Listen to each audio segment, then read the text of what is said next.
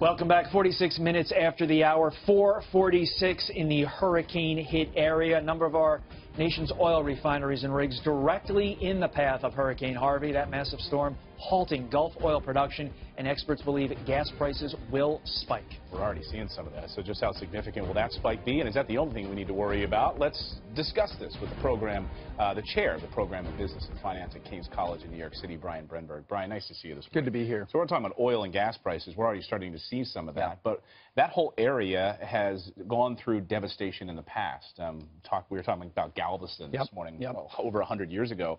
Was really the main port in the United States destroyed. It is, and still today, I mean, look, we are very, very dependent on this area for petrochemical processing, for refineries. So when you're talking about gas and oil in this area, it's a very big deal. Depending on how bad the storm is, you could see prices spike pretty significantly. I think it's going to be more in the 5 to 15 cent range over the weekend and the next week, but you never know. It depends how much rain this thing dumps. I mean, you were saying this area of Houston is really like the bottleneck of chemicals going in and out. You think about how much activity is going on there, and shutting down a plant, it's not just like a light switch on and off. I mean, the implications of this are huge. Well, it is. You know, it takes a couple days to shut a plant down safely, which is good because that allows you to bring it back a little bit more quickly. If nothing happens, it's probably a week to get these refineries back up. But if you get damage, you're talking 2-3 weeks, maybe more. And that's where gas prices start to stay high over the intermediate term, not just the short term. Brian, walk us through the worst case scenario numbers as you see them. Again, we're talking economic numbers, obviously not loss of life, which is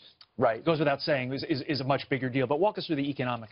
Well, if this thing dumps rain quickly, that's the issue, because you don't know what's going to happen if there's flooding. But if the rain comes quickly and it can't drain out, these plants could be down for several weeks. We saw 40-cent a gallon increase 10 years ago when we were talking about Katrina. That's probably outside of the boundaries of what's likely, but it's possible. We've seen that before. Again, I would expect 5 to 15 cents, maybe 25 cents if this thing gets as bad as we're talking about. But remember, we have Labor Day coming, and then Labor Day goes. Demand drops a little bit. That's going to put downward pressure on prices. Well, we saw the effects of Hurricane Sandy, of course, or Superstorm Sandy, when goods and services couldn't be delivered to major cities and infrastructure. And so you have the shipping lanes that come through there. You have all the, of course, you have all the long-haul truckers that are coming in and out of that region as well.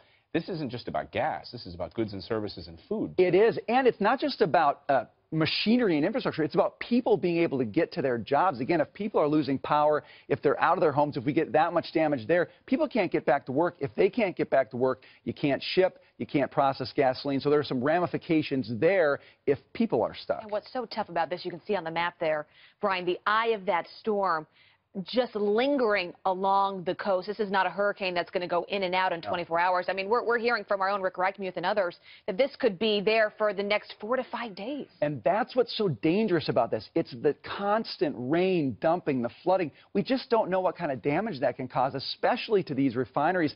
So that's the real issue here. It's a big X factor. I hope that the refineries are able to drain the rain out, causes minimal damage in the machinery, they can get back up and running quickly. The people there who are working on shutting these down and getting them going again, they're heroes. We ought to celebrate their work and pray that they can be very effective in the days to come. Brian Brenberg, thank you very much for your insight. We will be obviously paying attention to this over the course of the next few days and weeks. Thanks, Brian. Thank you so much, Brian.